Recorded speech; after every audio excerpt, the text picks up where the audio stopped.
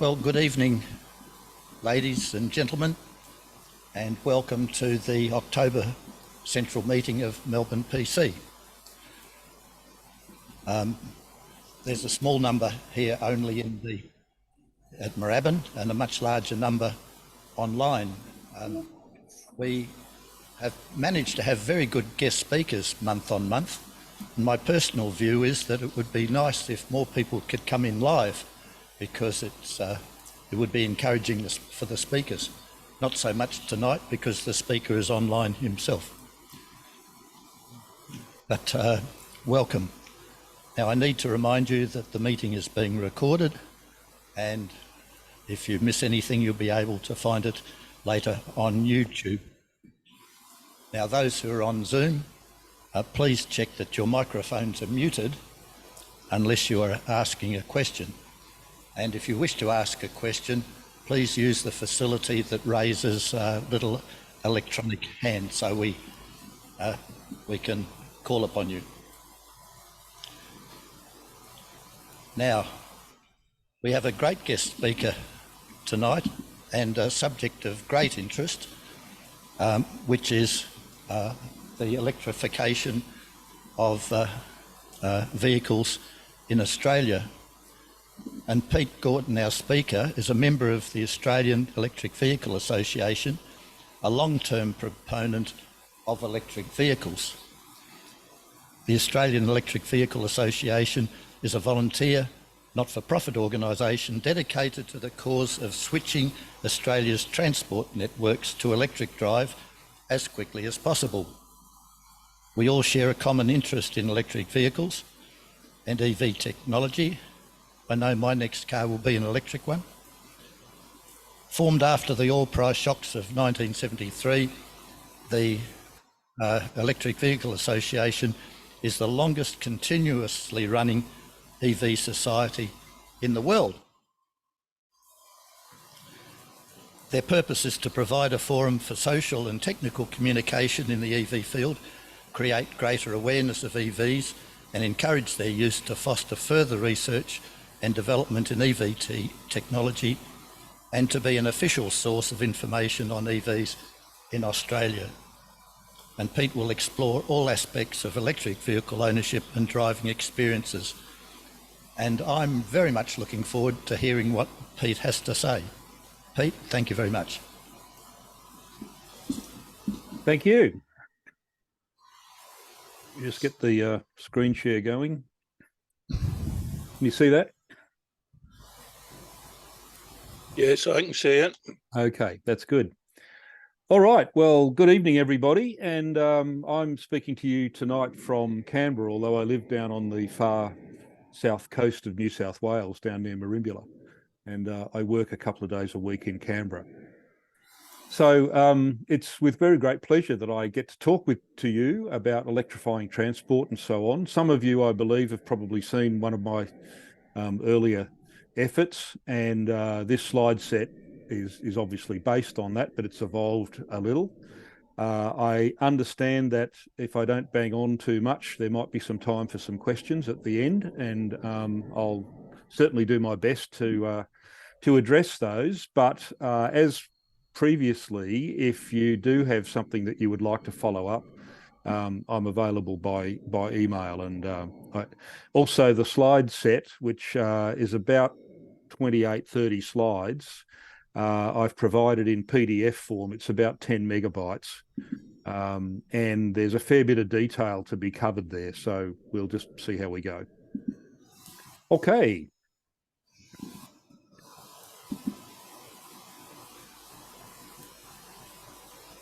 So what I'm intending to do is to, in no particular order, give a quick brief history of electric vehicles dating back to the late 19th century, the types of EV and where we're currently at, mainly in Australia with an Australian perspective, where we might be going and how we might get there. And this photograph is actually something that's now somewhat historical. It was the first time the Targa West bitumen car rally had an EV class, and they had a Renault Zoe, a BMW i3, and a Tesla Model S there. So that's going back now quite some number of years. Okay, what do we mean by electric vehicles? So please bear with me. This takes a little bit to get through, but it's fairly important that we understand what we're talking about and maybe not talking about. Okay, so various types of EV, hybrids, plug-in hybrids, battery EVs, and fuel cell vehicles. And I'll just try and briefly deal with those as we go through.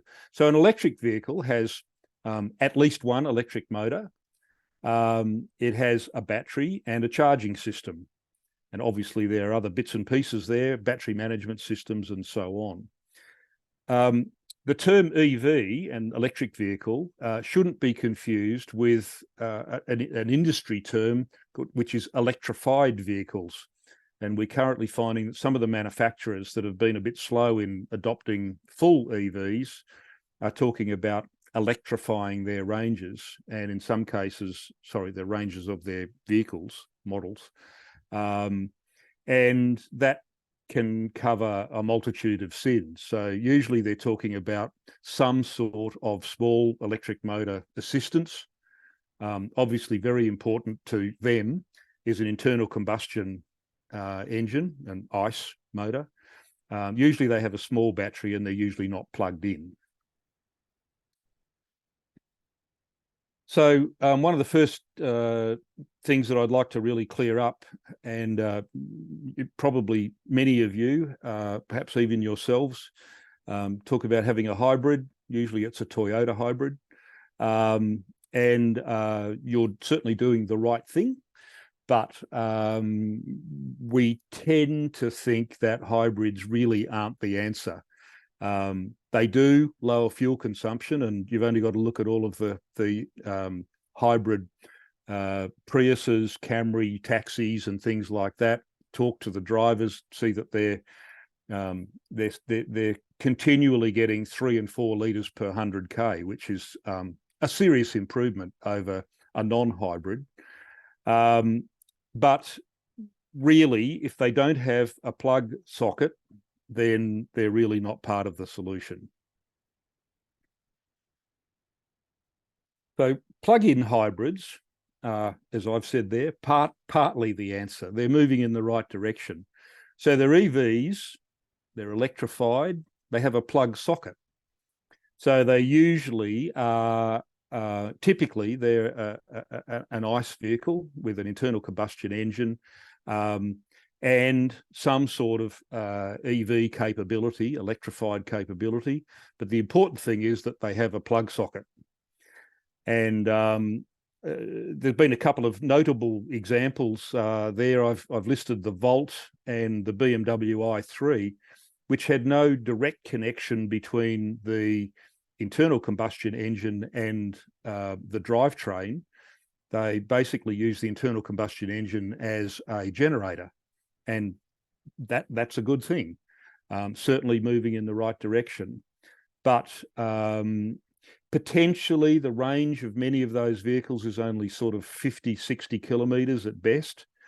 They have to be plugged in to realise the benefits. And one of the reasons that plug-in hybrids have incurred the wrath of the legislators, particularly in Europe, is that they found that they provided tax breaks for plug-in hybrids. They were mainly picked up by fleets and so on. And then they found after a couple of years that most of those plug-in hybrids were never being plugged in. So they then worked basically like a Prius type hybrid. One of the things that you need to bear in mind is that they have 2 drivetrains, in some cases quite considerable drivetrains. So you've actually got the extra weight of both the drivetrains. You've got complication.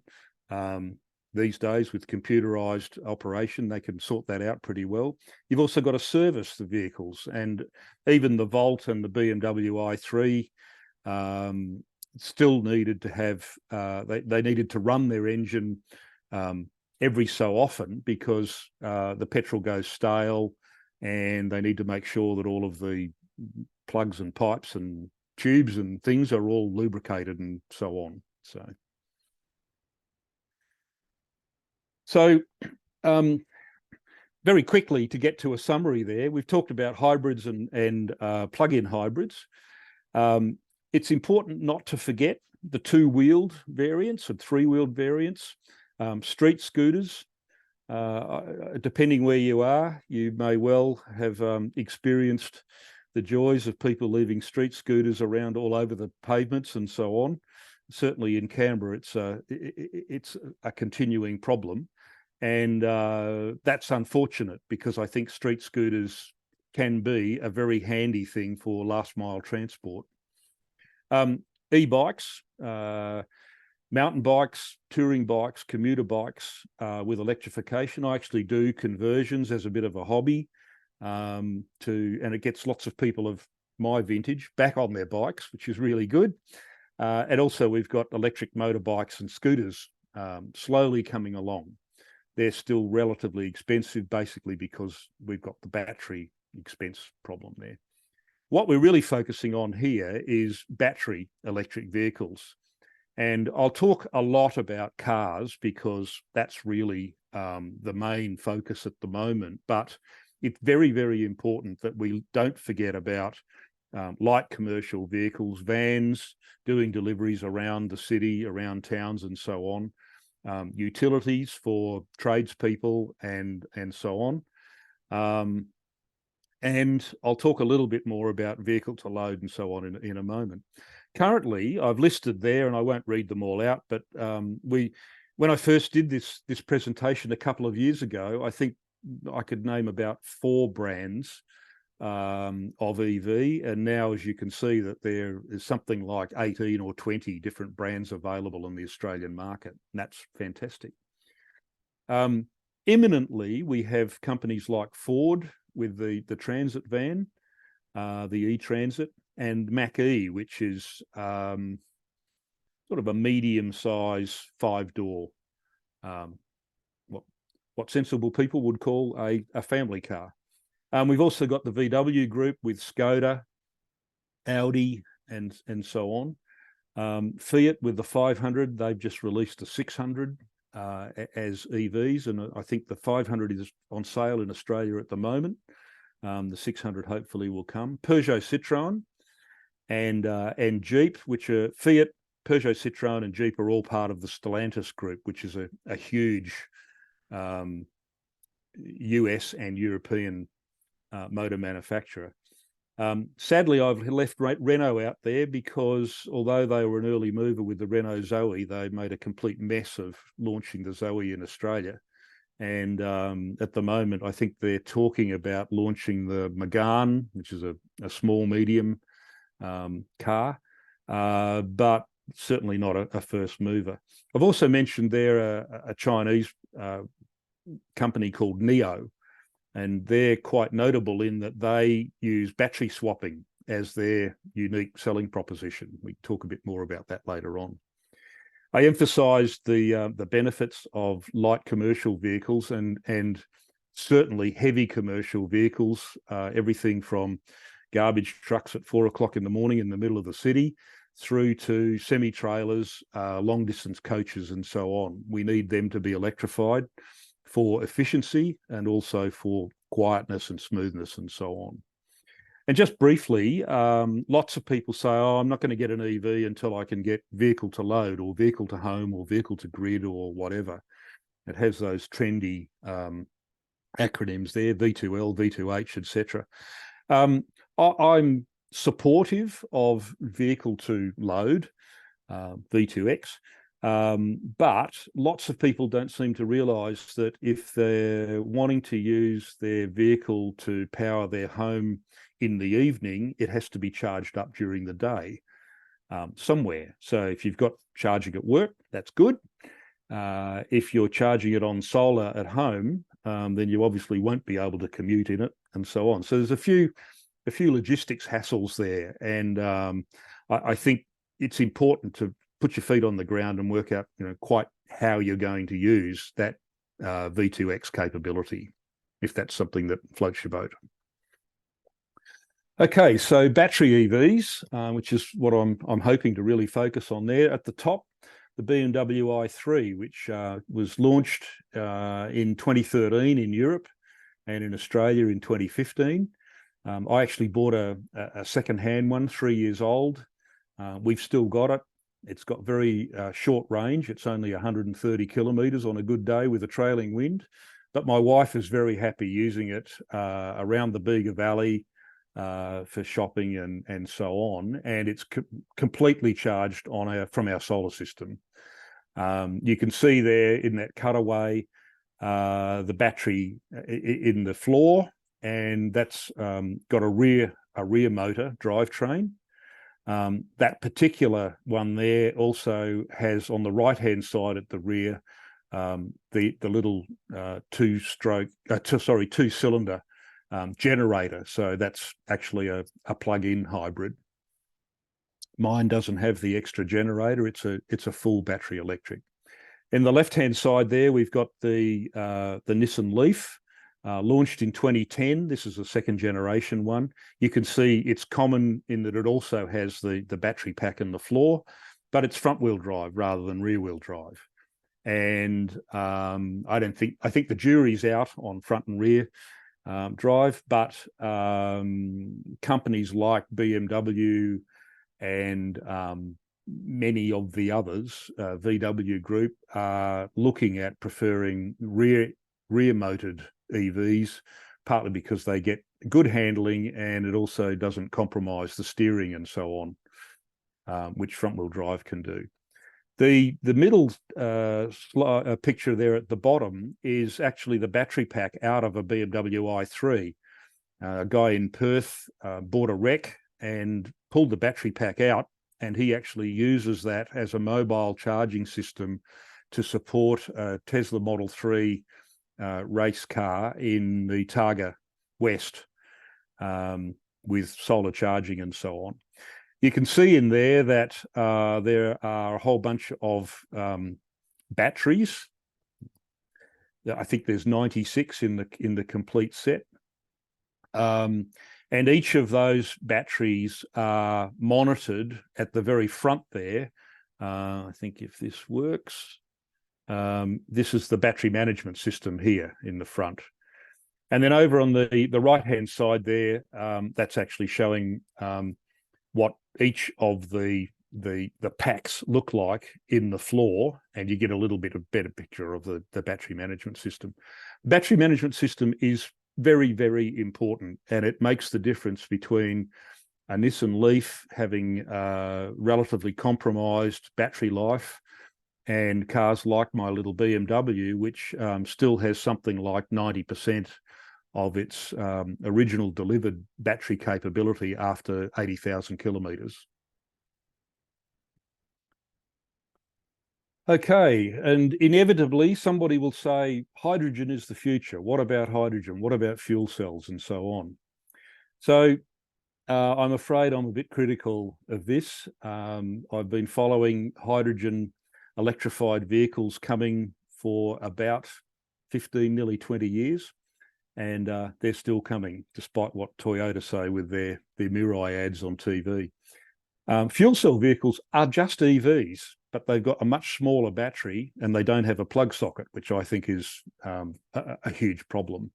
They use a fuel cell as the generator, and that's supposed to replace carrying around a large battery. And hydrogen is the fuel source. Now, in theory, that sounds really good. But there's a few problems with getting the hydrogen and distributing it and so on. I think that fuel cell vehicles as passenger cars around town really aren't ever going to make it, certainly not in my lifetime. But I do think that fuel cells are very useful for heavy goods vehicle, coaches, perhaps railways, ferries. There are a number of ferries in Norway crossing the fjords and so on, which they're experimentally using fuel cells, and they use copious amounts of renewable energy in Norway, hydro, to be able to use an electrolyzer to create their hydrogen.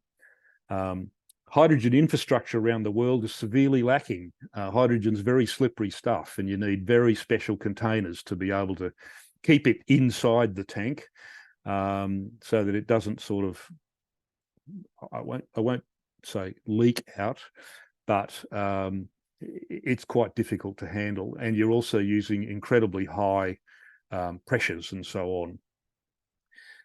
Only green hydrogen is produced using renewable energy from an electrolyser, and there's no greenhouse gas penalty for that. But there are lots of other variants, and certainly the previous federal government was quite big on a hydrogen-based economy looming into the future.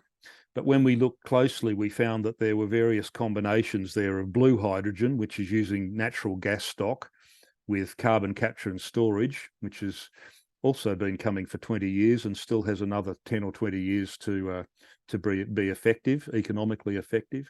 Grey hydrogen, which is steam reforming from gas with no carbon capture and storage. And brown and black hydrogen, which are gasifying fossil stock and with incredibly high greenhouse gas penalties there. So I hope that provides a little bit of food for thought about fuel cells and hydrogen. The bottom line, I think, is for heavy vehicles, it may well have a future, but I think for passenger vehicles, it's not a flyer. Okay, so the thing that I'd really like you to take away from this is the charging infrastructure is the key to achieving a comprehensive EV adoption. And you're probably well aware that each of the state governments and the federal government and the Association of Australian Motoring Organisations, the RAC, NRMA, RAA, South Australia, and so on, have got together, and they are actually either building out or cooperatively building with other charging infrastructure suppliers, retailers, if you like, a comprehensive network. And I've got a few slides talking about that. Just here, there's a couple of pictures. On the left-hand side is a tritium 350 kilowatt charger. Those of you with an electrical background will understand that 350 kilowatts is pretty serious stuff. The middle one is a new tritium 75 kilowatt unit. And that's replaced the ones on the right-hand side there, which are 50 kilowatt tritium. Now, Tritium is a company based in Brisbane. They sell all around the world. I think that they're onto a good thing. They seem to have very good stuff, but they have come in for some criticism in that they seem to suffer very badly in the COVID chips and complex electronic parts supply chain problems. So it's quite often that we find that the right-hand side there, the NRMA tritium chargers get damaged or suffer some difficulty, and they may be out of service for quite some time, which can be very, very annoying if there's only one in a particular location, as there was in London Circuit here in Canberra. There's only one there, and if it's not operational, then that can ruin your day. Okay, so battery electric vehicles are completely dependent upon onboard vehicle charging capability. So we have alternating current and direct current. Firstly, I'll deal with alternating current. So all EVs have an ability to be able to be plugged into through some sort of device to a common 3-pin socket that you'll have on the wall, or in a caravan park, or in any number of other places. If you plug it into the wall, you're probably limited to about 2 or 2.2 kilowatts. But if you've got the right sort of connection, something more than just a 3-pin socket on the wall, you can actually charge AC 22 kilowatts. And I'll talk a little bit more about what that means in a moment. Most of the EVs on the market at the moment, and those coming, have 7 kilowatt onboard charging. Some of them are up to 11 kilowatts, so that's using a 3-phase socket to get 11 kilowatts. and it's called home or destination charging. Now, I've got a little star there next to destination. That's to remind me to talk a bit more about destination charging in a moment. Most new vehicles currently have onboard DC capability as well, and I call that for en route charging. So usually it's of interest if people are travelling from, say, Melbourne to Albury or out into the Gippsland or whatever. You might start off with your car fully charged from your solar system or whatever, off-peak power overnight. But once you get to Sale, you find that you actually need to do a top-up, and that's where onboard DC capability really comes into its own. As I mentioned, those tritium units, 50 to 70 kilowatts. My BMW is limited to a 50 kilowatt DC capability, and typically that takes between 30 minutes and 60 minutes to get about 200 kilometres of range. Now, lots of people initially turn up their nose at that and say, oh, but I can fill up my petrol car in 5 minutes. And you say, fine, use your $100, do that in 5 minutes, and then carry on. What I've found over 6 years and 160,000 kilometres of EV driving is I actually don't mind the 30-minute top up. It gives me time to, at my age, go and find a restroom, usually get another cup of coffee, do a bit of reading and so on. And I found in traveling around that I've actually rediscovered a whole bunch of country towns and things like that I had forgotten. Increasingly, we're finding the new vehicles have higher capacity DC charging, 75 kilowatts, even on I think the MG, the latest MGs coming out of China. 100 kilowatts is pretty typical. Up to 150 kilowatts. My Tesla Model 3 is 180 kilowatts. The Hyundais and Kias being released at the moment, 230 kilowatts, and I think Porsche have demonstrated up to 300 kilowatts. So there we're talking about 10 minutes to get a couple of 100 kilometres, and 30 minutes to get 500 kilometres. That's even in the middle of that range. So 10-minute top up. When I leave Canberra and drive back home to Merimbula, I'll stop in Cooma, go to the loo, grab a takeaway coffee. It usually takes 6 minutes and I get 100 kilometres of top up range in that time. So vehicle capability is actually key. And this is something that's actually quite important to take away. You might plug your MG4 into a 200 kilowatt tritium charger, and it'll only draw the capacity that it's able to, which might be 70 kilowatts. So just because you can plug into a 200 or 300 kilowatt unit doesn't mean you're going to get that sort of capacity there. So as I've said, the Tesla is up to about 200 kilowatts, the Hyundai Kia a bit more, and Porsche Audi talking 300 kilowatts at the moment. Similarly with the AC, some of the early Mitsubishi Outlanders, I think they had a 3 kilowatt AC limit, because the idea was that the most you would plug it into might be a 15 amp socket, like a caravan park 3-pin outlet. Or if you're using the emergency AC charger that comes with the car, many of those are limited to 8 amps. So you're only getting 1800 watts, maybe 2 kilowatts. So that's all night charging, which is not a bad thing if that's where you happen to be. So EVs vary in battery size and greatly in efficiency. So this slightly clumsy slide, I'm trying to say for the battery size, you can have a 20 kilowatt hour battery like my BMW. The Nissan Leafs, I think, had started off with 25 or 30 kilowatt hours. Typically, most of the new city and commuter type vehicles are 50 kilowatt hours. My Tesla Model 3 long range is, I think, 75 kilowatt hours. And now we're starting to see some of the larger vehicles, particularly American ones, coming in with more than 100 kilowatt hour batteries.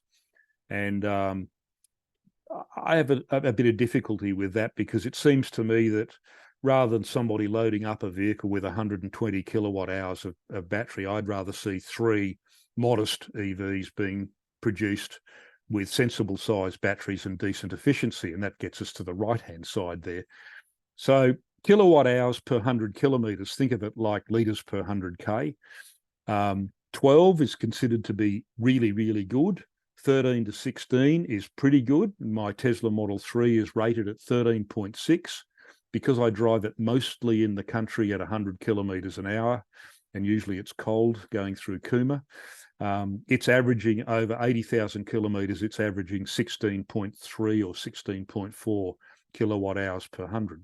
So because I'm driving it faster rather than in the city, the average efficiency is up a little bit. But we're increasingly seeing a worrying number of much less efficient EVs coming along. And typically we're talking there 22, 24, 28 kilowatt hours per 100K. So if you look at 24, obviously, that's double 12. And that sort of efficiency is still probably better than putting petrol into a vehicle, but there's a heck of a penalty there if you're looking at an EV and it's not very efficient. It's worth noting, in the interests of transparency, towing decreases the range by up to 50%. I have a little teardrop caravan that I tow behind the Tesla. I've also towed an empty 6x4 trailer with both the front and the rear laying down, minimum air resistance and whatever. It'll still be probably a 30% penalty. And the interesting thing is that if you look at towing with a small capacity internal combustion engine, your consumption will go up. My wife has had a internal combustion Skoda, a small Skoda. Towing the van, it would go from 6 litres per 100 to 11.5 litres per 100. So that's really noticeable. Even putting a rear bike rack on the back of the Tesla will decrease the range by about 25%. It seems to me, and this is not scientific, it's anecdotal, it seems to me that you're messing up the airflow around the rear of the vehicle, and it's like carrying, if you like, a parachute behind you. I'm sure that we'll get better at working out how to attach things to the rear of our vehicles without affecting the efficiency to such an extent. The other interesting thing that we find in lots of the daily blogs and so on is people say, oh, but heavy vehicles, if you load up your Tesla with 5 people and a heavy load in the boot, yes, it makes a little bit of a difference, but it might go literally from 15 or 16 to 17 or 18. We're not talking something the same as putting a trailer behind the car. So I've said there, adding weight doesn't affect the efficiency very much. It's worthwhile there, if you do get the slide set later on, looking at this website, which actually provides more than my anecdotal evidence about vehicles' efficiency and so on. Okay, so we've talked about BEVs, battery electric vehicles, being dependent there. The infrastructure that, as I said, is being built by private companies, supported by the government and the motoring clubs, has consolidated in Australia on what's called Type 2 or CCS2.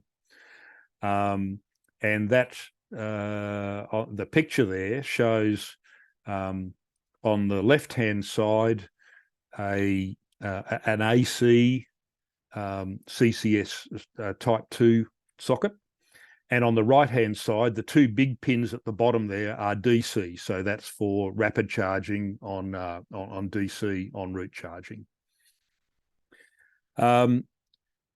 Nissan and a couple of the other Japanese manufacturers have clung to the Japanese standard, which is called CHAdeMO, which apparently translates from Japanese into English as have a cup of tea, as in cha. So I think it's having a cup of tea while your car is charging. It has a very large plug, and it was quite capable, but limited to only about 50 kilowatts. And its forte is vehicle to grid capability. After Fukushima, the Japanese government was very supportive of the manufacturers actually producing something where you could use the EV battery to actually power houses and businesses and so on. In the US, because they have very little three-phase power, they have type 1. Being the US, of course, it has to be number 1. The way to remember it is type 1, number 1, single phase. And they have what's called CCS1, which is a different different format of socket from that CCS2 one that we've got there. The important thing, and I know that one of the people who may be with us tonight who was critical when he saw my previous presentation was critical of this picture, but I think it's important. Lots of people look at charging and the various formats and things as being chaotic. They say, why can't they standardise? Well, in Australia, we have standardised on CCS2. The Kiwis actually legislated CCS2. The EU legislated CCS2. The Americans doing something just a little bit different. But there's no reason to think that you're going to end up like this poor fellow here, covered himself in cables and can't work out what needs to be connected here and there. So it's not as chaotic as you might initially fear. Okay, so we've sorted out roughly the charging options, so where to actually recharge. So there is an app, a worldwide app on the left-hand side there called PlugShare. It's free to join. It runs on smartphones, PCs, even the browsers in some cars. And it has a filtering capability, and you can basically go and look for all of the free home chargers in a particular area, for example, or you could look for all of the high capacity rapid chargers in a particular area. You can see here, I've actually highlighted one down at Tuggeranong there, which has a CHAdeMO connection and a CCS, it turns out to be CCS2 connection. So PlugShare, we really strongly encourage every EV driver to download PlugShare and to use it. It really helps to be able to try and work out where you might be able to go and what sort of charging might be there. The picture in the middle there is showing the NRMA network. So that's the motoring club in New South Wales. And they basically put $10 million on the table and established about 50 sites with tritium 50 kilowatt chargers. And their idea was, in the same way as they did 100 years ago with fuel distribution, was to actually get people out around the state, not having to worry excessively about where they were going to recharge. On the right-hand side there, another picture taken from an app showing multiple ways of charging up the Hume Highway and then up what's called the Queensland Electric Highway up the coast to Cairns, across to South Australia and Tasmania. So the charging infrastructure is definitely happening. ChargeFox is one of the companies. AEVA is another company. They have national networks. You have an app on your phone. You put a credit card capability into the app, and you basically rock up there, fire up the app, and draw the power. Oh, and down the bottom there, I've mentioned Tesla superchargers, which are rapid chargers, DC, and destination chargers, that destination thing that I'll talk about again in a minute. So here's a picture of a supercharger. If you've travelled around at all, you've probably seen on the left-hand side there these Tesla superchargers. They have come in a couple of versions. Version 2 is limited to about 200 kilowatts. Version 3, which is just being rolled out in some locations, is 250 to 300 kilowatts. The good thing with Teslas and having a Tesla is you use your phone instead of a key to drive the car. When you rock up with your Tesla at a supercharger, you plug it in, the supercharger interrogates the car and says, I know who you are. I know that you've got an account with Tesla. You don't need to fire up the app or anything like that. You plug it in, it charges. When the car has the capacity you want, you unplug it and drive away. So you're not actually using the app. You can't use a credit card on those terminals. It's all done back through the smartphone. On the in the middle there, you can see I've got the note recharging at over 1,000 kilometers an hour, and you sort of think that's a funny thing to talk about. But when I plug my Model 3 in on a version 3 supercharger, it'll initially charge it up to 1,400 kilometers an hour. Now, obviously, I'm not going to get 1,400 kilometers of range. I'll get my 500 kilometers of range, but if you work it back, I'm going to get that in about 20 minutes. When I bought my Tesla 2.5 years ago, I hadn't really valued the supercharger network, but last year I drove to Perth. I've just driven up to Brisbane, and I'm about to drive to Darwin next week. And the supercharger network is something that really makes a difference. It's very, very reliable, 99.8% reliable, which is better than ChargeFox and AEVA. It's relatively affordable, 66 cents a kilowatt hour, which sounds expensive if you're used to paying 30 cents a kilowatt at home. But it works out at about a half to a third of the cost of putting petrol into the vehicle.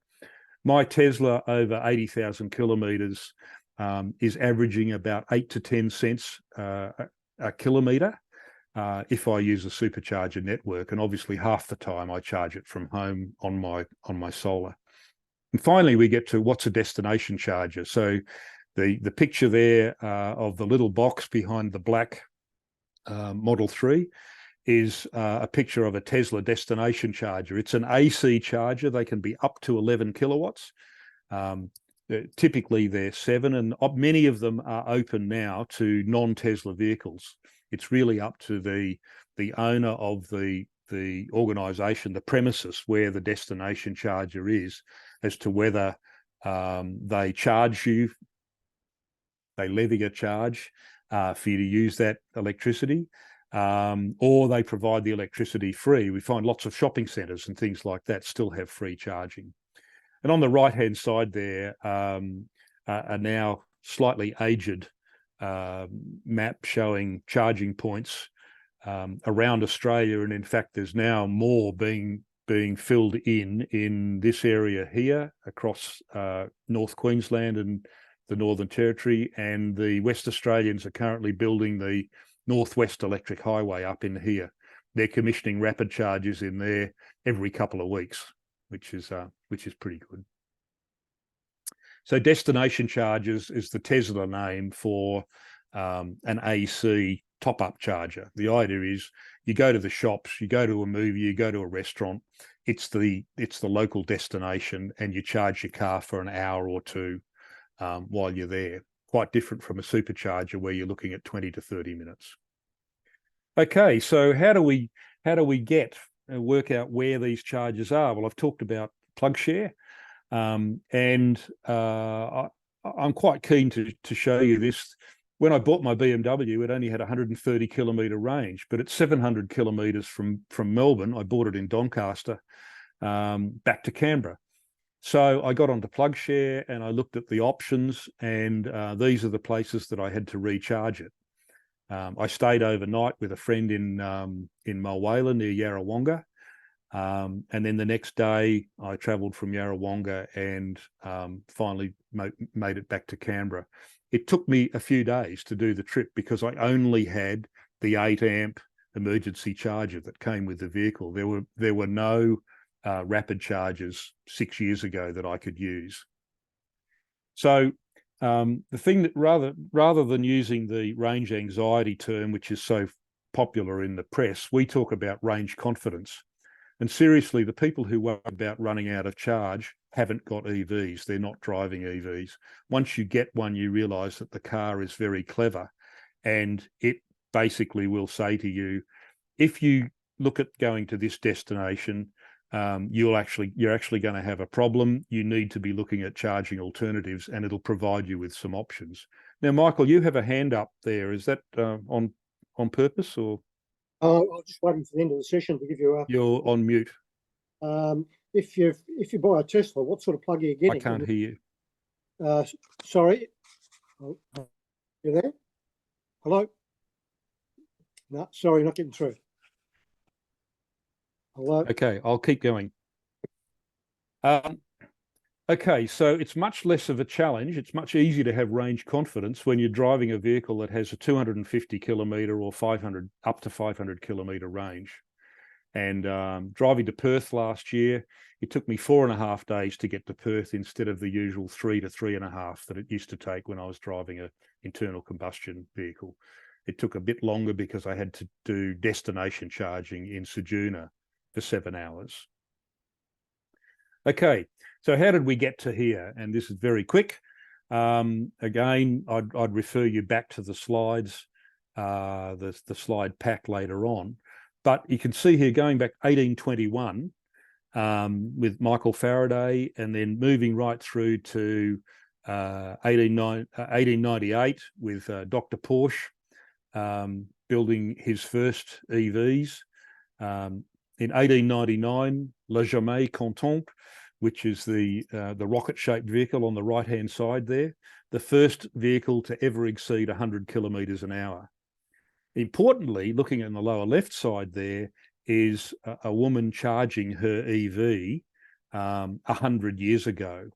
And it was quite well known that women were very, very keen on EVs because they were relatively clean, neat, easy to drive, and you could basically plug it in, walk away, and allow it to do its thing. On the right-hand side there is a 1909 Waverley Electric in Wynyard in Sydney. That vehicle is still mobile. It still has the original drivetrain and batteries in it. I think it's got a more modern battery management system, but I think that's pretty significant when you look at it being more than 110 years old. The challenges for electric vehicles back in the turn of the previous century, battery technology obviously was nowhere near as good as it is now.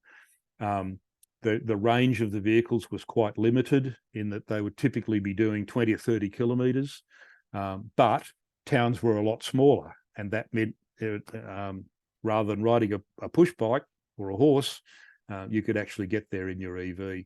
Charging times were very long.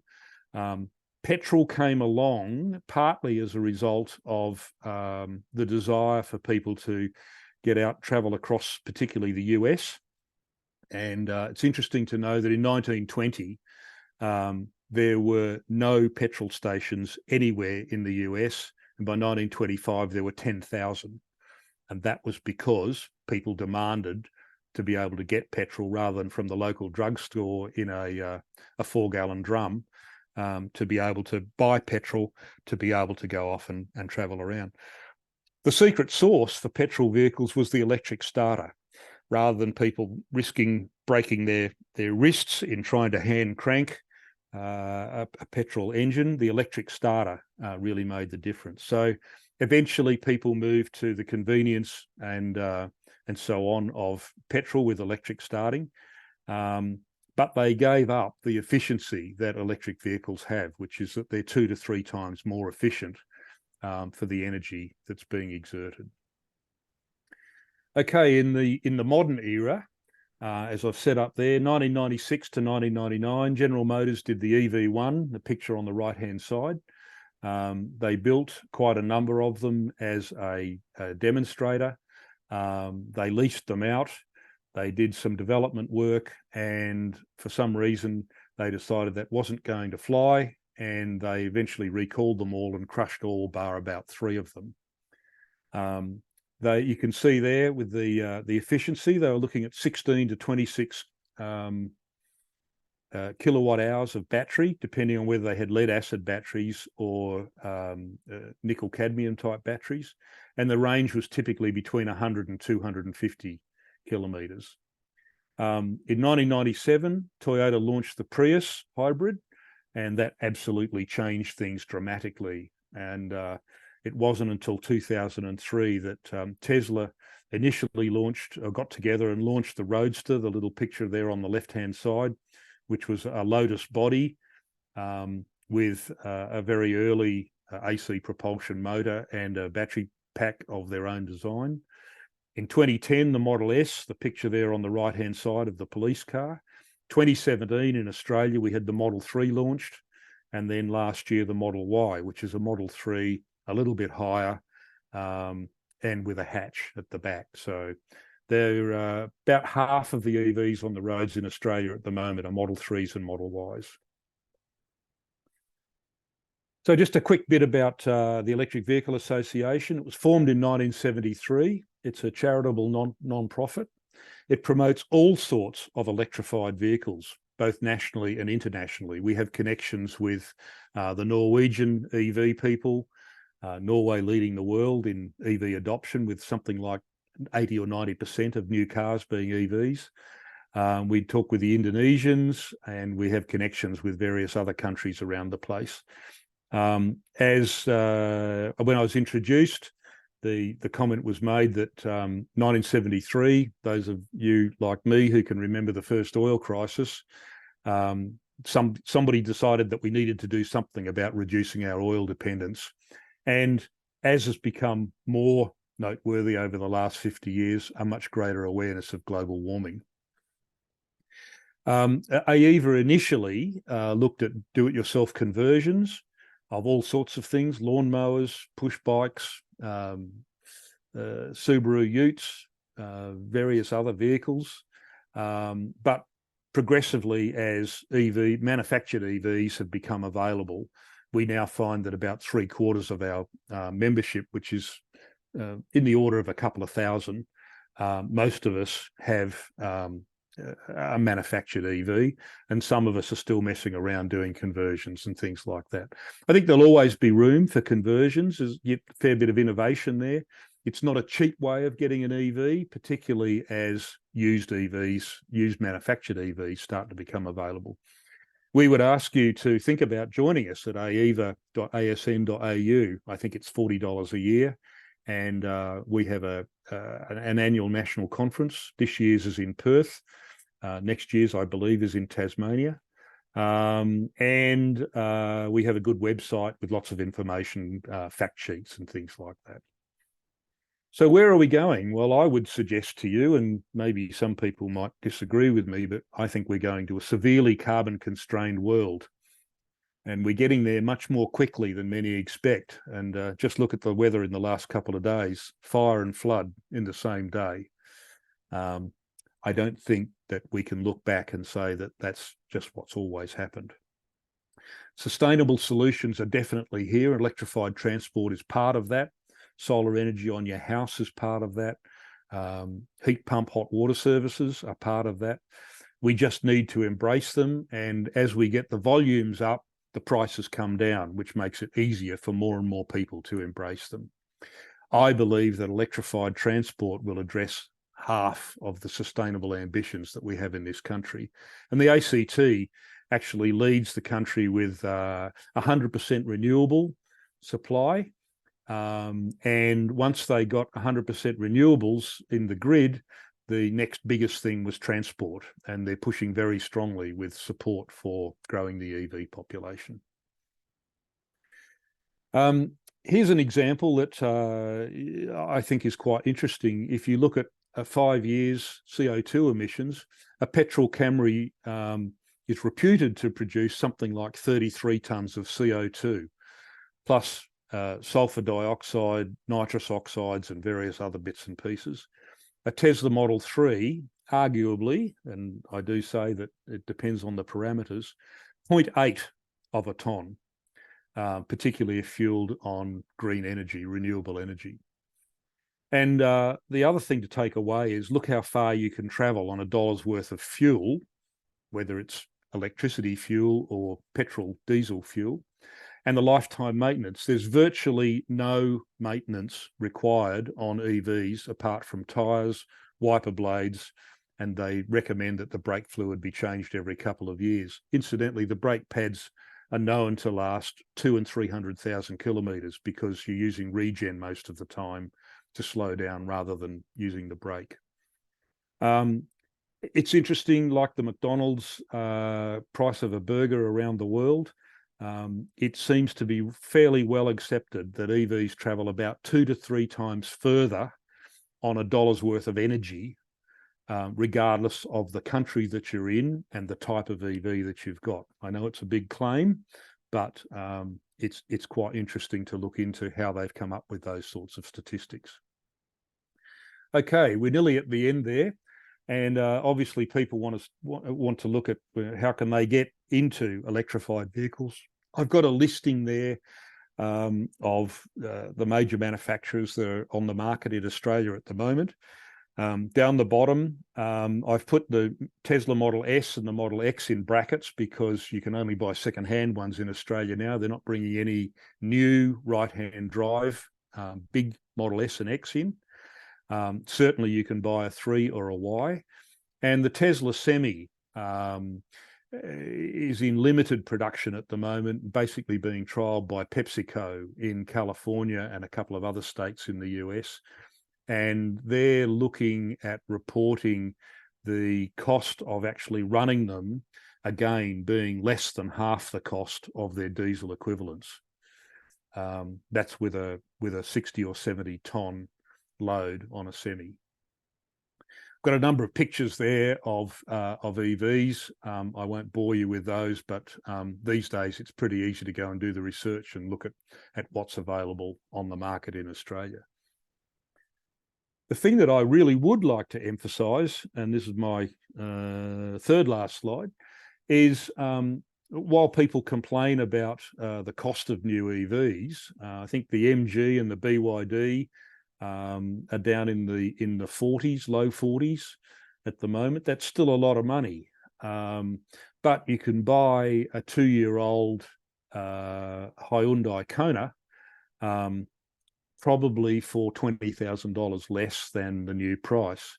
One of the things to watch if you're looking at buying what appears to be a very cheap Nissan Leaf, lots of grey imports came in from Japan.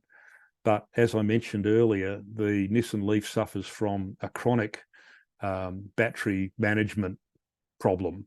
And lots of those Nissan Leafs that come in originally had a range of 180 kilometres, and in some cases they get down to sort of 60 and 70 kilometres. And for about $10,000, Nissan will replace the battery. So you've got a car that will do 300,000 or 400,000 kilometres, but the battery might need replacing at 70 or 80,000 kilometres. So I would encourage everybody to be looking at second-hand EVs. And you can certainly, if you keep your eye on car sales and things like that, you can find the odd gem. Lots of people now are updating their first generation Model 3 Teslas. They're getting the latest version or a Model Y. And those Teslas that they might have paid originally $70,000 for, I think are selling for in the range of about $40,000. So they're 3 years old. They've probably got 40, 50,000 kilometres on them, and they're almost half the new price. And in the future, we'll obviously see the Fords, the VWs, the Peugeot Citroëns, BYDs, Audis, and things like that. So the future. So as I mentioned very early on there, last mile solutions, scooters, e-bikes, quadricycles. Now, we don't have quadricycles in this country. I can't understand why. It's a huge problem that we don't have small, light vehicles like that one on the left-hand side there, the picture. But the ADRs prohibit quadricycles. Light commercial vehicles, I think, are really, really important. And transit vans, combi vans, things like that, plus utes, are going to be the thing that's really going to get the mass population electrified. And then we start looking at things like JCB excavators, and some of the other manufacturers are starting to now produce electric machinery. The good thing is that can work in confined environments, unconstrained by exhaust gases and things like that. I've mentioned coaches and buses. Obviously, big batteries, 300 kilowatt hour batteries required for a coach. However, the running costs and the lack of requirement for maintenance means that those sorts of things start to become viable. Electrified railways and trams. Some cities are starting to experiment with those sorts of things, and in fact, up at Byron Bay is an converted electric rail car. As I mentioned, in Norway and in other places, we're starting to see electrified ferries, ships, boats, and so on. The aviation world is pretty active at the moment. They've moved from 2-seat training aircraft. They're starting to look at 8-seaters, 20-seaters, and so on for shorter commuter flights. So a couple of 100 kilometres, which if you think about travelling around in Victoria, there's a lot of places there that are fairly accessible with a couple of 100 kilometres range. So that basically concludes my presentation. This picture here was taken at the AEVA conference in Tasmania a few years ago, and this little fellow had a limited disability, but his electrified vehicle meant that he could basically cut it with everybody. And to me, that was a great example of being able to use electrified transport to enhance your life and to get on with it. So I posed the question, what are you waiting for? Okay, that's it. You can hear me, Pete? Yep. Good. Pete, thanks very much for that. That was very, very comprehensive indeed. Yes, we're clapping. We're clapping here. I invite you at home to do the same. Thank you. And we don't have time for too many questions, but one that I'm sure is in a lot of people's minds is how long does a battery last in an electric vehicle, and how much is it going to cost to replace it? Okay, so I'll deal with the first part, and you'll find we don't need to worry about the second part too much. So most of the EVs that are currently being manufactured and available on the market and coming in the next few years are designed to last 12 to 15 years. If you look at their duty cycle, they're basically rated at a number of full discharge to full charge. Now, one of the differences with an EV is, unlike a petrol car, you don't fill it up and drive it till it's empty. You would charge to 80 or 90%. They don't particularly like being charged to 100% unless you're really going to stretch it to be able to get from Port Augusta to Cooper Pedy, which is right on the edge of the range. But normally you would charge to a maximum of 80, 85%. And with the DC en route charging, the idea is that if you can look at plug share and you find, say, you were driving from Melbourne to Albury, there are a number of places along the way that you might stop for 5 or 10 minutes. And as I said at Cooma, I get 100 kilometres of range in 6 minutes. So each of those things doesn't mean one cycle. A complete cycle is from completely empty to completely full and back to completely empty. So the manufacturers are deciding, they've decided that a 12 to 15 year lifetime is probably reasonable for most people. Now, I know we have 25-year-old Corollas around the place and VWs and so on. But the other thing is that the batteries don't stop working. They gradually lose some of the range. So my BMW, as I said, is still something like about 90% of its original range. So new, it would do about 135 kilometres in summer on a good day. Now it'll do reliably 123 kilometres or something like that. So the range has dropped a little bit. But it's had a hard life because it's got such a short range. I've basically had to charge it to 100% when I was commuting from Merimbula to Canberra, which is 260 kilometres. I had to do a charge halfway and I had to charge to 100%. So it's got more advanced battery degradation. So what I'm saying is that ultimately, apart from a Nissan Leaf, you would probably look at never having to put a new battery in your car. My Model 3, which has a nominal range of about 550 kilometres at 100%, I believe when I stop driving in the next 15 or 20 years, it'll probably be down to 450 kilometres. Well, if I bought a standard range one, it would have been 430 kilometres brand new, and that would have dropped to about 340, 350, something like that. To me, 450 still enables me to be able to get from home in Merimbula to either Canberra or to visit my son in Melbourne or whatever.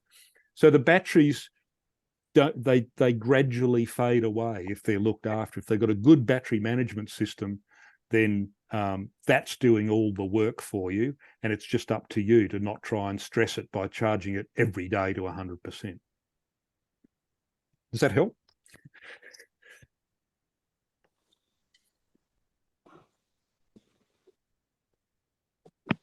Michael Kent speaking. I've got a question for you. Yes, Yes. Michael. We need to keep the questions and the answers brief. Okay. Please. If you bought a new or second-hand Tesla, the plug and socket on that, will it fit every other charger or just a Tesla charger? No. All the Teslas, all of the Model 3s and Ys sold in Australia are CCS2. So in the US, you'll see in some of the American literature and blogs and things, the Americans have their own unique challenges with Type 1 and the Tesla charger, which is quite unique to the US. But in Australia, they're all CCS2. Thank you. Now, someone else has their hand up. I don't know. I think Viv. Oh, Yes. Hi, Peter. Thanks. That was a great discussion. Just interested in your thoughts on battery technology, not current technology, but where it's heading. And maybe, I'm not sure whether you probably are aware of sodium ion. Yep. As an option that's appearing. Yep. Well, what are your thoughts on where battery technology is heading and what sort of capacity we might expect to see in the not too distant future? Well, obviously, battery technology is improving almost day by day. The chemistries are changing. The chemistries have been known for a long time. The difficulty with sodium air, for example, is to be able to get the number of cycles into it. So they think they can produce the batteries much more cheaply, but they might only have a number of cycles that would last 5 or 6 years. And so that's a bit of a challenge. So the technology then the research and development goes into trying to extend the life of those different battery chemistries. Toyota regularly, every 6 months, produces a massive publicity thing about solid state batteries and how they're going to change the world and so on, as was hydrogen power 20 years ago. We'll eventually get solid state batteries, and they'll have good longevity and lots of range and be relatively lighter than currently. But I think it's going to be 5, maybe 10 years before we see regular use of what's called a solid state battery. thanks, Pete. The last question is Kirsty has it. Thank you, Peter. Pete, are there queues to charge cars just on recharges, just like there are queues to put petrol in your car? That's a good question, and the Wodonga charger is very, very famous for all the wrong reasons. You might recall that I said driving from Melbourne to Wodonga, experienced people, I'll say, rather than using any other judgmental term, experienced people would do a bit of a top-up at a couple of opportunities, so they don't go from a full charge in Melbourne to get to Wodonga and find they can't go anywhere else. They've got to queue up at one of the 8 Tesla superchargers there. We actually saw one of the journalists in a daily newspaper make a big deal about the fact that, you know, there were people queued up there and they had to wait for a half an hour or 3/4 of an hour for the queue to go. Most people charging at a rapid charger are only there for 20 minutes, maybe 30 at the most. So yes, it's not unknown on a long weekend, if everybody's out driving. Memorial Day in the US is the best example. Everybody goes out and drives around to get over winter, and they end up with queues at their chargers. But PlugShare is your friend, And if you're prepared to do just a little bit of thinking and a little bit of planning, I haven't found it to be too much of a problem. It is a problem trying to go across the Nullarbor where there are single outlets at a couple of the places. And of course, if somebody gets there before you and it's a slow charge, you know, you could really be waiting. But that's pretty much an edge case. Peter, thank you again so very much for My your pleasure. very well prepared and very comprehensive talk. And we've all learned a lot. And I know my next car is going to be electric. We like to give people petrol money when they're our guest speakers, but it seemed to be inappropriate in this case. Hold that. So we thank you. I don't even have a petrol ride-on lawnmower. I have an electric one. So we thank you very much. And now we're going to have a coffee break, but we need to keep it to 10 minutes. Okay, thank you. I'm sorry, Joe, we didn't get to you, but feel free to email me. Oh, sorry, I missed Joe. Ladies and gentlemen, here's our president, Hugh McDonald. That's my cue. Good day, you. Good evening, everyone. How is everyone this evening? Yes, we can hear you. I can hear you. Yeah. Not sure about everybody else. All right, so just a few things that I want to talk about this month. I'm just going to mute so I don't hear myself. First of all, I'll talk about the Society of Model and Experimental Engineers exhibition.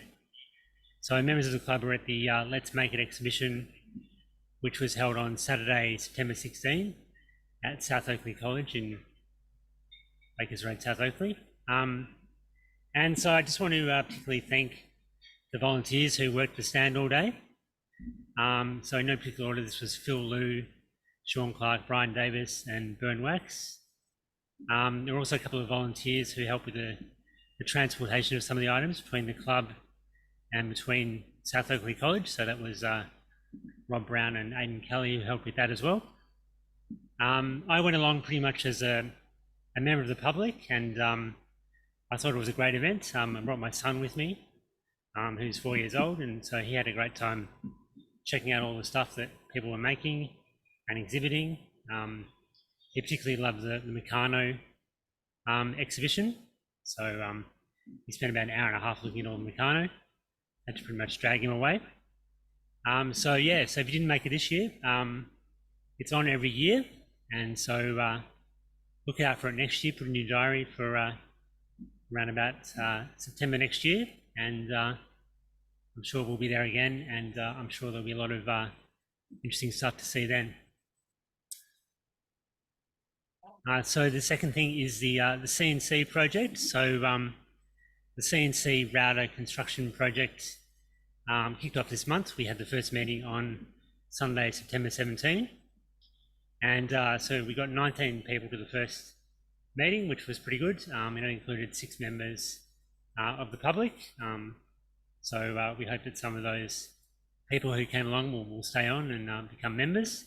And hopefully throughout the course of the project, we'll attract some more members. There's some more people, members of the public, to come along and join the club and help us build the machine as well. So they've been meeting weekly since on a Sunday, and they've been making progress on, at the moment, making some of the decisions around the design of the machine, such as the stand for it and the head being used and various things like that, which admittedly is a little bit above my pay grade here, but it's going to be an impressive machine by the time it's built. I have no doubt about that, and I'm sure that members who are into making will definitely be queuing up to use it. So I'll keep updating you on the progress, and it's not too late. If you're hearing about this for the first time for some reason and you want to get involved, it's never too late to be involved. Just contact me or contact Rob Brown or some other committee member you may know, and we can get you involved in the project.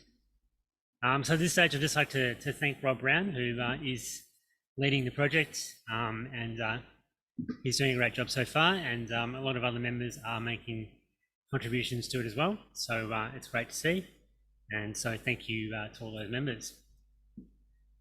Next piece of news is the 3D printers. So we made a purchase this month of a fairly sophisticated 3D printer. It's a Bamboo Labs P1 combo.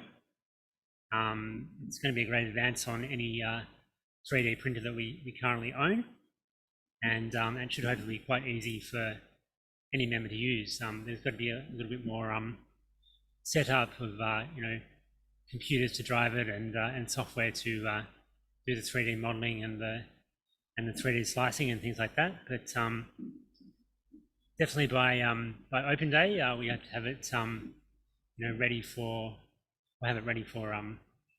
display, and it'll be producing some 3D models on the day, and after that it will be available for members who want to get into 3D printing to come along to the club and to use it and to print their objects out on the printer. Hopefully next month as well, we'll have a demonstration within the monthly meeting of the 3D printer, so you can see the kind of before and in progress and after look at how it works. Another piece of news, this month we're having a cleanup drive in preparation for open days. So particularly we want to clean up the room that used to be the library. This room, the library service has fallen into disuse since COVID struck us, and very few members are borrowing books anymore. So it seems to make more sense to the committee to turn that room into something that maybe more attractive to current members and future members. So there's many books there on various ICT subjects, going back many years. So there may be books that you're interested in, that you want to have in your own collection. So if you would like any of those, I've sent out a all-member email, and I've included the list of all the books that we have in the library, so you can look through that. And you have until 5 p.m. on October 13 to come into the club and to collect anything that you want out of the library. So the club is generally open 9:30 till 4:30 Monday to Friday, and it's often open on a Saturday and sometimes on a Sunday. So have a look at the calendar and come in when it suits you to collect any of those books, if you want to do that. Likewise as well, for the open day, we want to do a bit of a cleanup of the workshop downstairs. That's going to be where we house the CNC router that we're building, and so we want to have it looking spick and span for the open day. So if there's stuff in there, projects or objects that belong to you, or there's stuff in there that the club doesn't want but you want yourself, then likewise you have until 5 p.m. on October 13 to come and have a look through that and take that home. Yes, Joy.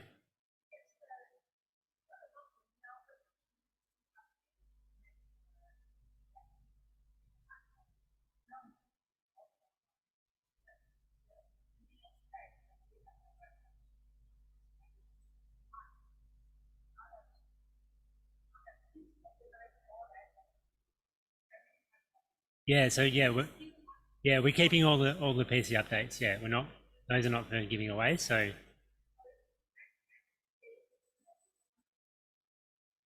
we'll find somewhere for it.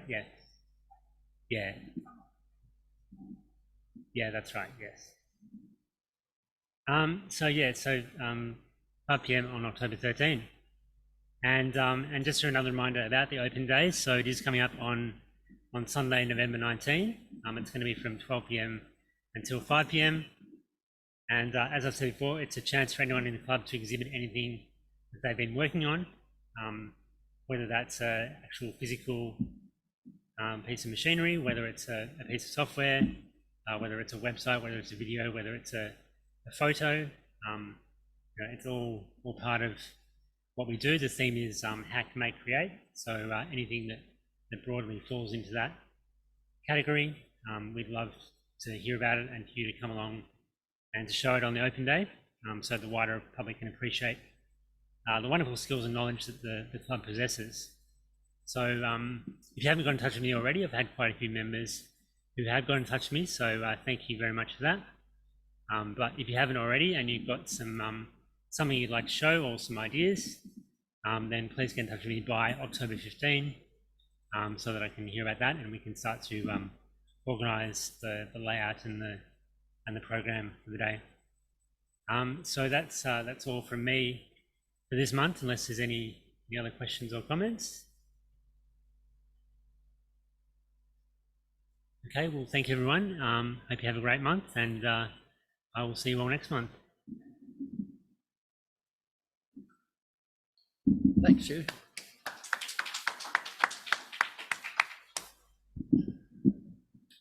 Now we're running a bit behind time, but it's iHelp time, and iHelp's one of the most important services that this club has, and Bert has been a stalwart helper with iHelp for many years, and so it's Bert might like to say a few words, then it's question time.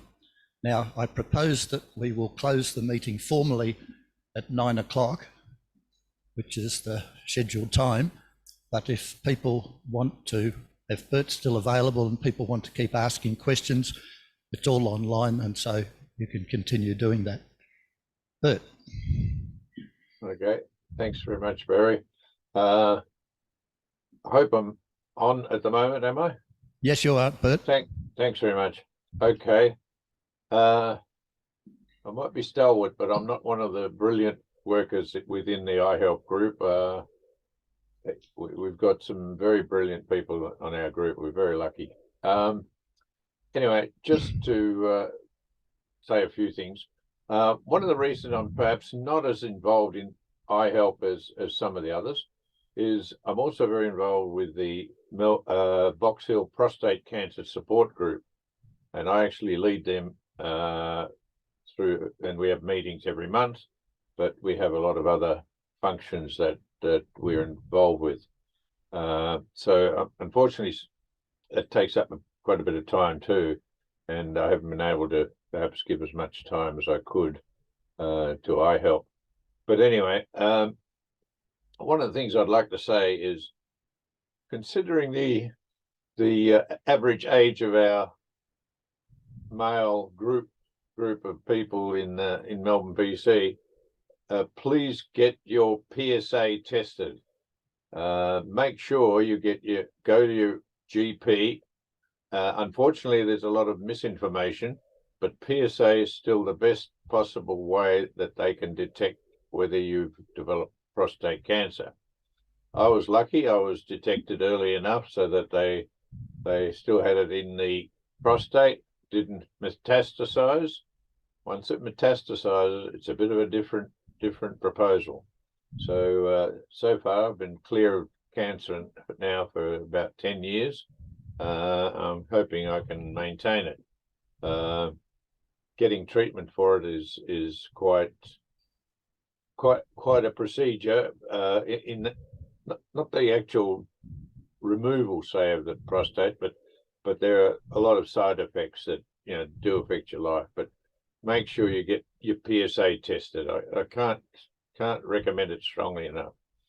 Over 3,500 men a year die of prostate cancer.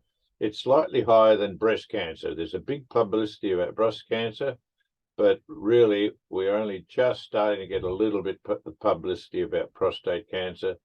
And men say, oh no, I'm really tough. I'll never get it. I'm wonderful. I'll keep quiet about it. Don't like to talk about it. Do it, please, for your sake and for your wife and family's sake. All right. That'll be enough for that one. Back to iHelp. Just to let you know, I just looked up how many jobs we did, say, for the last month.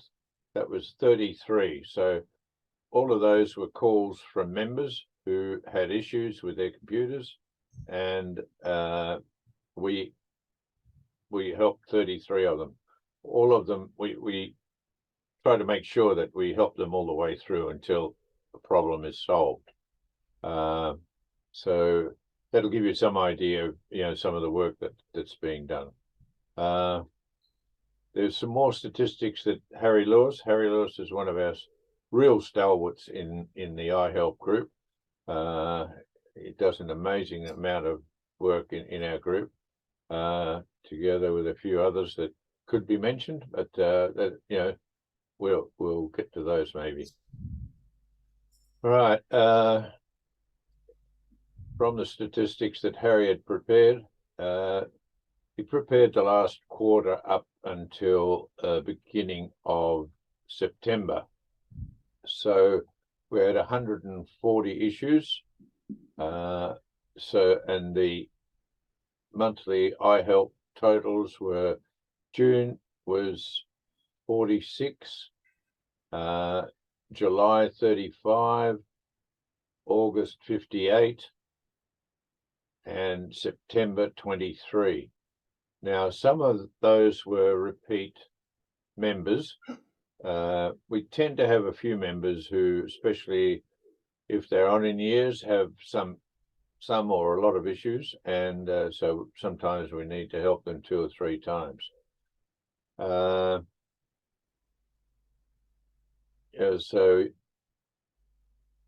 Harry had in all 207 members have been assisted by iHelp in 2023 up until that beginning of September, and then since then we've helped another 35, I think it was. I'm trying to find the figure. 33. Just to give you some idea of what some of the things we've done, probably a very important one, which was done very recently, was that we had to renew memberships for people and explain the procedures for people who were members of was it Westnet? That was taken over by TPG, and TPG have said, right, we're cutting out all emails with the Westnet name. So that there weren't, I'm not sure the exact numbers, but it would have been 20 or 30 odd that really needed to be helped through that experience into new emails. Another issue we had much more recently was just only a few days ago. It was finally fixed by Rob Brown. Thank you. Rob's done also an amazing job in our group and in MelbPC generally. We had issues with people trying to renew their memberships, and depending on how they entered the MelbPC website, they ran into issues. And anyway, we all tried different things. When I say we, I should say other members of the iHelp group. I wasn't involved, but yeah, it got resolved in the end with the help of Rob Brown, who fixed the issue.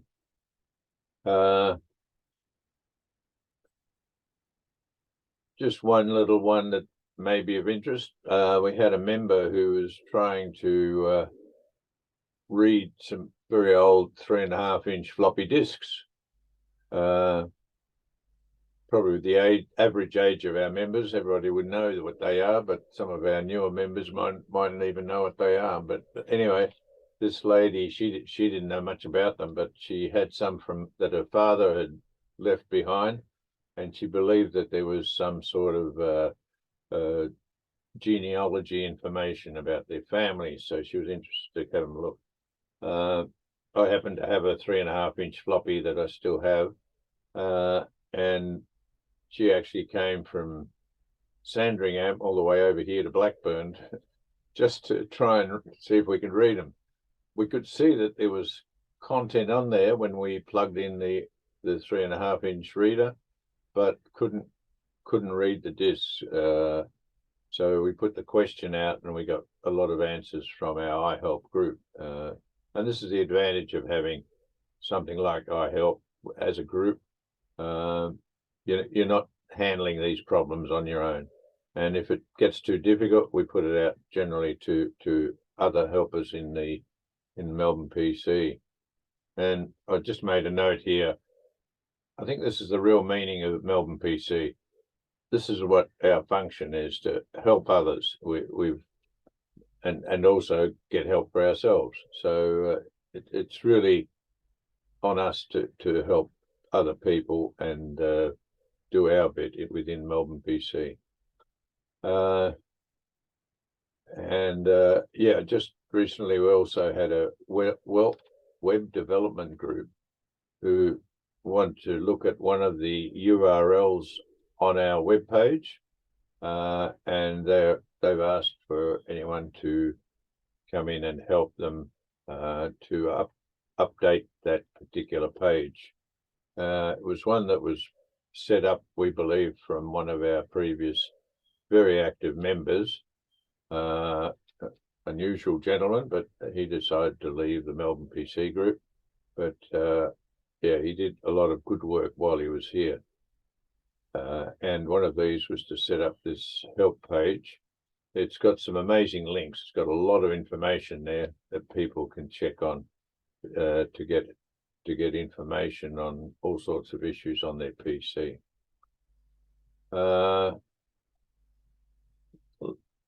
Just the last thing that I just wanted to mention, maybe I'm a sucker, I don't know, but I really get caught up with some of our particularly older members who have issues with their PCs, and I've got to this stage where one of our members, I've got to know him very well. He lives nearby, and I go there to help him with his computer.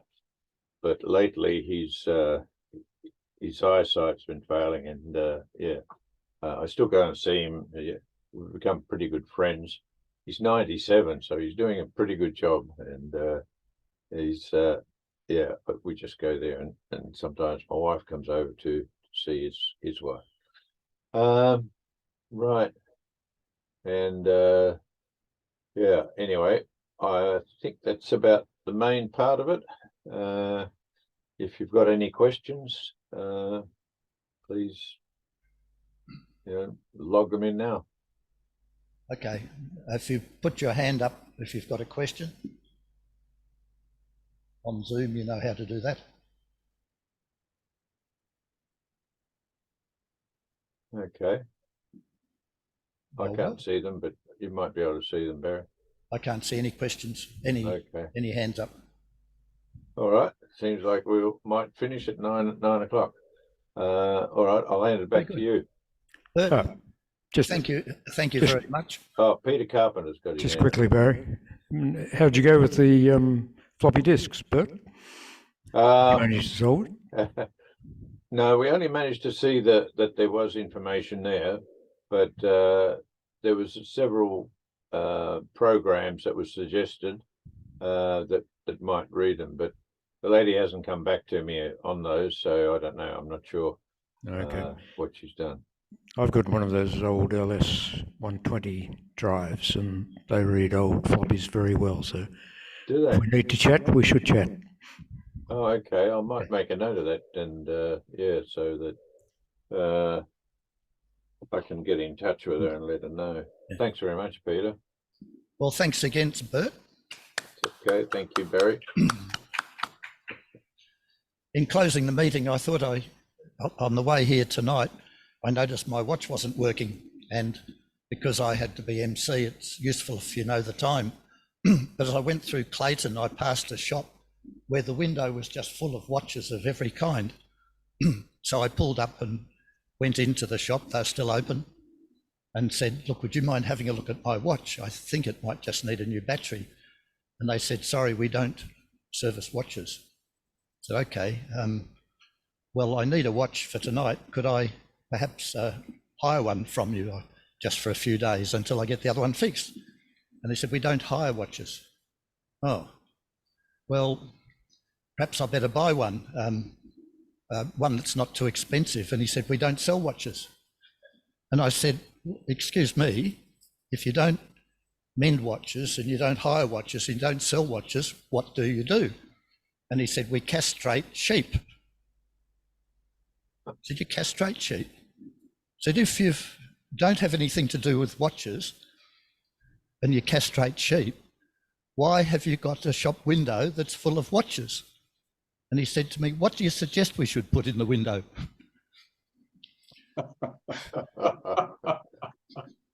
Leaving you with that thought, I now declare the meeting closed, and we meet again on the first Wednesday of November. Good night. Good night, Barry.